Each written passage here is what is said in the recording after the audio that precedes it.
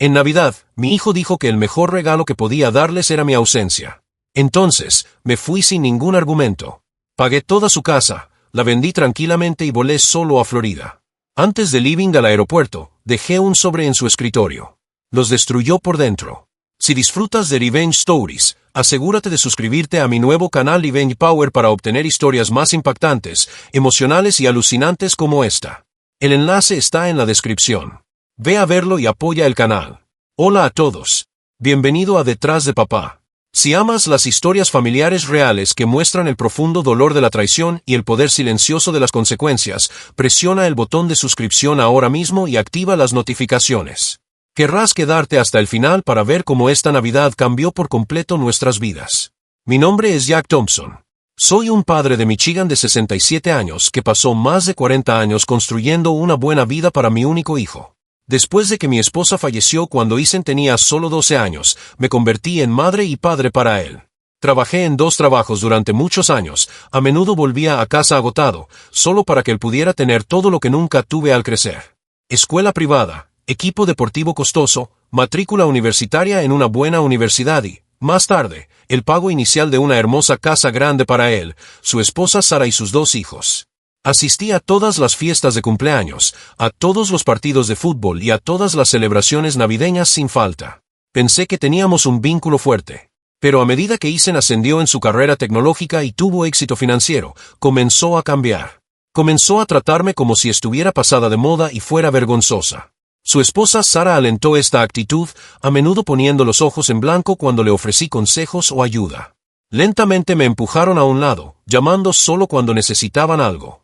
Esa Nochebuena, estábamos todos reunidos en su gran casa para cenar, como lo hacíamos todos los años. El árbol estaba bellamente decorado. Los niños se reían y abrían pequeños regalos, y la casa olía a pavo asado y galletas frescas. Me sentí agradecida de estar allí con mi familia. Después de la cena, mientras estábamos sentados en la sala de estar, me ofrecí a ayudarlos con algunas de sus próximas facturas, ya que Ethan había mencionado que el dinero era un poco escaso. Fue entonces cuando tomó demasiado vino y se quebró. Frente a todos, dijo en voz alta: «Papá, honestamente, el mejor regalo que podrías darnos este año es tu ausencia. Realmente necesitamos espacio». La habitación quedó completamente en silencio. Sara esbozó una pequeña sonrisa como si estuviera de acuerdo con él. Los nietos parecían confundidos e incómodos. Sentí que mi corazón se rompía en pedazos, pero no alcé la voz ni discutí. Simplemente asentí, me levanté en silencio, me puse el abrigo y salí a la fría noche de Michigan. Sin drama, sin gritos, solo un dolor profundo y silencioso que llevé a casa esa noche de Navidad con lágrimas corriendo por mi rostro. Durante años, había ignorado las pequeñas señales de su ingratitud, pero esa frase finalmente rompió algo muy dentro de mí. A la mañana siguiente, me desperté con la mente despejada y comencé a hacer llamadas. Primero, pagué la hipoteca restante de su casa en su totalidad utilizando los ahorros que había reservado cuidadosamente a lo largo de los años. Llegó a más de $280,000. Luego, contacté a un viejo amigo abogado de bienes raíces y comencé silenciosamente el proceso legal para vender la casa. Muy pocas personas sabían que la casa todavía estaba técnicamente a mi nombre porque yo había firmado conjuntamente y ayudado a financiarla hace años cuando Ethan y Sara no podían calificar para el préstamo por su cuenta. No tenían idea de ese importante detalle. Trabajé rápida y silenciosamente durante los siguientes días. Empaqué mis pertenencias esenciales, reservé un boleto de ida a Florida y arreglé que el resto de mis cosas se movieran más tarde. En la mañana que tenía programado ir al aeropuerto, regresé a su casa por última vez. Todavía estaban dormidos después de las tardías celebraciones navideñas. Usé mi llave de repuesto para entrar silenciosamente y coloqué un sobre blanco grueso justo en el centro del escritorio de Ethan en la oficina de su casa. Dentro había una larga carta manuscrita de mi corazón, junto con copias de todos los documentos financieros que mostraban lo que había hecho. No esperé a que se despertaran. Cerré la puerta detrás de mí, conduje directamente al aeropuerto y abordé mi vuelo. Para cuando aterricé en la soleada Florida y me instalé en un condominio de playa pequeño pero cómodo, mi teléfono comenzó a explotar con llamadas y mensajes. Ethan llamó docenas de veces. Sara, también. Dejo que cada llamada vaya al buzón de voz. Me senté en el balcón con vista a las olas del océano, y finalmente sentí una extraña sensación de paz y libertad que no había sentido en años. Les había dado casi todo lo que tenía, y me lo devolvieron a la cara en Navidad. Ahora finalmente aprenderían cómo era la vida sin mi apoyo constante. 2 days later, the real estate agent started showing the house to potential buyers. Ethan and Sarah still had no clue what was coming. They thought I would eventually calm down, apologize, and come back like I always did in the past. But this time they were wrong. Ethan finally got through to me on the 3rd day. His voice was angry and confused at first. "Dad, what is this letter? You can't be serious about this." I stayed completely calm and told him to read every single word carefully and look at the documents I left. In that long letter, I explained exactly how I had paid off the full mortgage and put the house up for sale. I listed every major sacrifice I made for him over the years. The college loans I paid off completely, the cars I bought, the medical bills I covered, and the countless overtime hours I worked while he was enjoying college life. I wrote that the best gift I could finally give myself was peace away from people who only saw me as a source of money and convenience. Sarah called me next, crying dramatically and saying I was being cruel and selfish. She kept bringing up the grandkids. I gently reminded her how the kids barely spoke to me during holidays unless they wanted new toys or gadgets. The house sold in less than 2 weeks for a strong price. When Ethan and Sarah received the official legal notice to vacate the property within 30 days, they went into complete panic mode. They had spent most of their income on luxury cars, expensive vacations, and a lifestyle they couldn't actually afford without my help. Now they suddenly had to find a new place to live on short notice. I watched everything unfold. Condo in Florida. Ethan lost some respect at his workplace when word of the family drama spread. Sarah had to cancel their planned New Year's trip to Aspen. The grandkids kept asking why Grandpa wasn't coming around anymore. For the first time in their comfortable lives, they started feeling the real weight of the words Ethan had spoken on Christmas. The quiet consequences were more powerful than any argument could ever be. Meanwhile, I was slowly building a new life for myself. I joined a local fishing club, walked along the beach every single morning, and finally allowed myself to rest after decades of non-stop hard work. The envelope I left on Ethan's desk contained more than just the letter. I also included detailed bank statements showing every dollar I had given their family over the past 15 years. The total came to more than $800,000. At the very end of the letter, I wrote these words: "You wanted my absence. Now you have it permanently. Enjoy all the space you asked for."